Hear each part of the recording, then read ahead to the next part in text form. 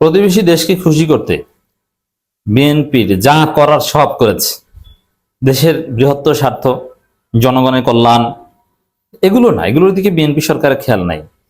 তাদের প্রাথমিক প্রচেষ্টা হচ্ছে যে ভারতকে খুশি করতে হবে, এবং যেহেতু এখানে এফোর্ট দিয়েছে, ভারতকে খুশি করতে অনেকটা সক্ষম, অনেকটা অকল্পনীয়ভাবে, নাটকীয়ভাবে এই ঘটনা ঘটে গেছে।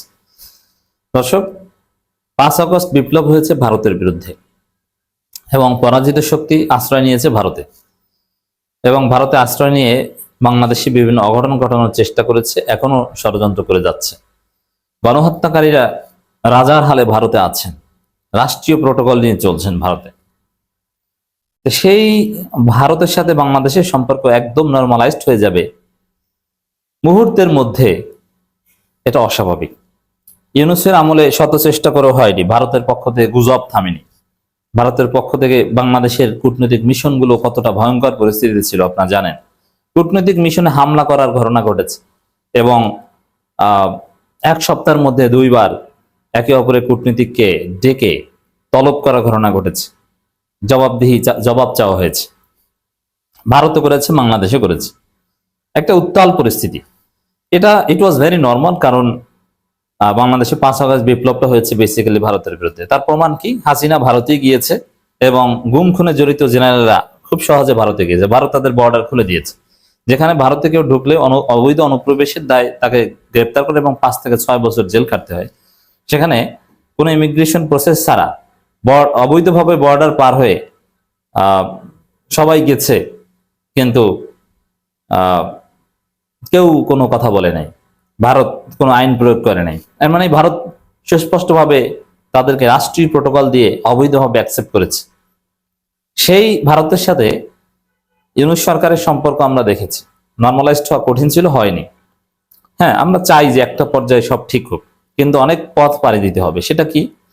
যে আওয়ামী লীগের হাত ছেড়ে দিতে হবে, হাসিনাকে ফেরত দিতে হবে, আওয়ামী লীগের লোকজনকে লাথি দিয়ে বের করে দিতে হবে, বাংলাদেশের সাথে ডমিনেটিং আচরণ করা যাবে না, এবং যে অন্যায্য চুক্তিগুলো রয়েছে সেগুলো বাতিল করতে হবে। সম্পর্ক হবে জনগণের সাথে, কোনো রেজিমের সাথে নয়। এরকম অনেক প্রক্রিয়ার মধ্য দিয়ে সম্পর্ক স্বাভাবিক হবে, এটা আমরা চাই, এবং সেটা ওভারনাইট হওয়ার কথা নয়।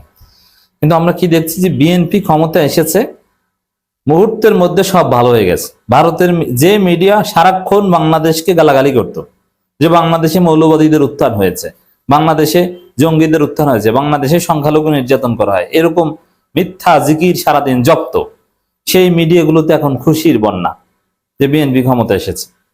এটা স্বাভাবিকভাবে হওয়ার কথা নয়।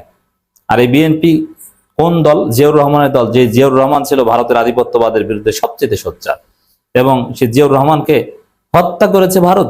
জিয়াউর রহমান হত্যার সাথে ভারত জড়িত। যে খালেদা জিয়াকে তিল তিলে মারার পেছনে ভারত জড়িত। সেই বিএনপির সাথে মুহূর্তের মধ্যে একটি মাত্র পলকে সম্পর্ক বদলে যাবে, এটা অ্যাবনর্মাল, এটা হওয়ার কথা নয়, এটা অকল্পনীয়। বাট এটা হয়েছে। কিভাবে হয়েছে? কারণ ভারত যা চেয়েছে বিএনপি সরকার তা দিয়েছে। ভারতের কথা মেনে নিচ্ছে, ভারতকে আব্বা আব্বা বলছে, নির্বাচনের আগেই ভারতের সাথে সবকিছু গুছিয়ে নিয়েছে, গোপন চুক্তি করেছে, ভারতকে মুচলেকা দিয়েছে। এই জন্যই ক্ষমতা আসার সাথে সাথে মুহূর্তের মধ্যে সব ঠিকঠাক। দর্শক, প্রথম আলোর কলাম দিল্লি থেকে সৌম্য বন্দ্যোপাধ্যায় লিখেছেন, ভারত থেকে, ঢাকা দিল্লি সম্পর্কের ইতিবাচকতা সো ফার সো গুড, এই শিরোনামে। এর মানে কি?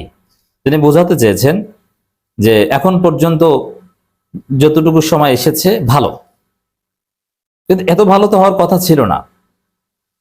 কই, আওয়ামী লীগের কাউকে তো ফেরত দেয়নি, হাসিনাকে ফেরত দেবে এরকম কোনো প্রতিশ্রুতিও তো দেয়নি। রাষ্ট্রপতি বলতে পারতো যে না, এক্সট্রাডিশন ট্রিটি অনুযায়ী, বাংলাদেশের আইন অনুযায়ী অ্যাটলিস্ট শর্ত দিয়ে বলতে পারতো যে যদি ফেয়ার ট্রায়াল হয় বা এই শর্ত জাতিসংঘের মানদণ্ডে যদি বিচার হয়, তাহলে আমরা ফেরত দিতে প্রস্তুত বা রাজি, ফেরত দিব, এরকম কথাবার্তাও তো বলতে পারতো না। কোনো কথাই তো বলেনি।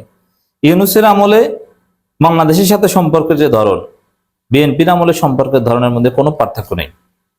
পার্থক্য একটাই, সবকিছু ঠিক হয়ে গেছে, কিন্তু কোনো কাজের কোনো পার্থক্য ঘটেনি। একই রাষ্ট্রদূত, সবকিছু এক। কিন্তু অবিশ্বাস্যভাবে পরিস্থিতি বদলে গেছে, কিন্তু কাজের বদল করেন। কাজের বদল বলতে, যদি ভারত নমনীয় হতো, অপরাধীদের ফেরত দেওয়ার কথা বলতো, এটা হচ্ছে কাজের বদল। এর বিনিময়ে সম্পর্ক স্বাভাবিক হতে পারতো। কোনো কিছুর বিনিময় ঘটেনি। তো বিনিময়টা বাংলাদেশের পক্ষ থেকে ঘটেছে। ভারতের এজেন্ডা বাস্তবায়নের প্রতিশ্রুতি দিয়েছে বিএনপি সরকার, যেটা আমরা দেখতে পাচ্ছি সালাউদ্দিন আহমেদ খুব সুনিপুণ ভাবে ভারত যা শিখিয়ে দিয়েছে সেটা করছে। যে ভারত চিন্তা করছে যে এখন আমরা তেমন বেশি কিছু আদায় করতে পারবো না, তবে যদি আমাদের তৈরি 72-এর সংবিধানটা বাংলাদেশে থাকে, টুডে আর টুমোরো আমরা আবার আমাদের আধিপত্য কায়েম করতে পারবো। তা বিএনপিকে অ্যাসাইনমেন্ট দিয়েছে জুলাই সনদ বাদ দাও। জুলাই সনদ বাতিল করলে আওয়ামী লীগ থাকে বাংলাদেশে এবং 72-এর সংবিধান থাকে, আর ওইটা থাকলেই ভারত থাকে। 72-এর সংবিধানটা কিন্তু ভারতে রচিত, যারা জানেন না তাদের অবগতির জন্য জানাচ্ছি। এটা বাংলাদেশের রচিত কোনো সংবিধান না। 72-এর সংবিধান মূলনীতি ভারত চিঠি দিয়ে জোর করে ঢুকিয়ে দিয়েছে। ভারতের সংবিধানে ধর্মনিরপেক্ষতা ঢুকানোর আগে বাংলাদেশের সংবিধানে ধর্মনিরপেক্ষতা ঢুকাতে বাধ্য হয়েছে, এবং ভারত এটা বাধ্য করেছে। বাংলাদেশের সংবিধান ভারতের সংবিধান মিলিয়ে দেখেন, একদম প্রায় এক রকমের, মৌলিক কাঠামো এক।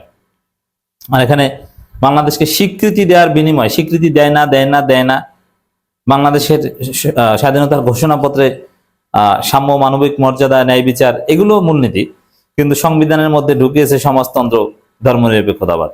ভারত বাধ্য করেছে এগুলো ঢুকাতে। তো এই ভারতের মন মতো চাপিয়ে দেয় সংবিধান যদি কন্টেইন করা যায়, তাহলে ইন্ডিয়ান হেজিমনি থাকবে। তো এটা সালাউদ্দিনরা করছে, যার ফলে সব সোফার সো গুড। এই সো গুড এটা ভালো না। এটা ভারতকে খুশি করেছে বিএনপি সরকার। কিভাবে খুশি করেছে? এই যে দেখলাম 72-এর সংবিধান রক্ষা করছে, ওইটাই ভারত। 72-এর সংবিধানই হচ্ছে ভারত, অদৃশ্য ভারত। এটা 2024 সালের 5 আগস্টে পালাবদলের পর বাংলাদেশের অন্তর্বর্তী সরকারকে ভারত বুঝিয়ে দিয়েছিল দ্বিপাক্ষিক সম্পর্ক স্বাভাবিককরণে আলোচনা শুরু হতে সে দেশের নির্বাচিত সরকারের সঙ্গে ভারত যা বলেছে সেরকমই ইউনূস সরকারকে। অথচ জাতির বৃহত্তর স্বার্থ যে বাংলাদেশের সরকার যে সরকারই হোক, এটা তো আর ভারতের দেখার বিষয় না। বাংলাদেশের জনগণের সাথে সম্পর্ক, সেখানে সরকারকে, এটা তো তার বিষয় না। না, সে নির্বাচিত সরকার কারা আসবে, কিভাবে আসবে, ওইটাই তারা পর্দার অন্তরালে খেলেছে। 12 ফেব্রুয়ারি উৎসবমুখ নির্বাচনের পরপরই সে উদ্যোগ শুরু হয়েছে। গত 1.5 বছরের সম্পর্ক নিরিখে বলা যায় দুই দেশের সরকারি মন মানসিকতা এখন ইতিবাচক। ঢাকা বা নয়াদিল্লি কোনো পক্ষ থেকেই বেফাঁস কিছু বলা হয়নি। রাজনৈতিক স্তরেও এমন কোনো মন্তব্য শোনা যায়নি যা সম্পর্ক স্থাপনের সন্দেহ সৃষ্টি করতে পারে। বরং সরকার ও রাজনৈতিক পর্যায়ের মন্তব্য অথবা মন্তব্যহীনতা, এটা প্রতিভাবাদ দুই দেশই ইতিবাচক দৃষ্টিতে ভবিষ্যৎ নিরীক্ষণে আগ্রহী। নির্বাচন পরবর্তী অধ্যায়ের সম্পর্কে সংক্ষেপে এটুকু বলা যায়, সো ফার সো গুড। এই যে সো ফার সো গুড, এটাই রহস্যজনক। এটাই হচ্ছে যে ভারতকে বিএনপি খুশি করেছে, সেই খুশির আউটকাম হচ্ছে সো ফার সো গুড। অথচ বাস্তবে তো আমরা ভারতের পক্ষ থেকে কোনো নমনীয়তা, গণহত্যাকারীদের ফেরত দেওয়া থেকে শুরু করে জনগণের কল্যাণে কোনো প্যারাডাইম শিফট আমরা দেখছি না। তাহলে সো ফার সো গুড হয় কিভাবে? অদৃশ্য কোনো কিছু ঘটেছে।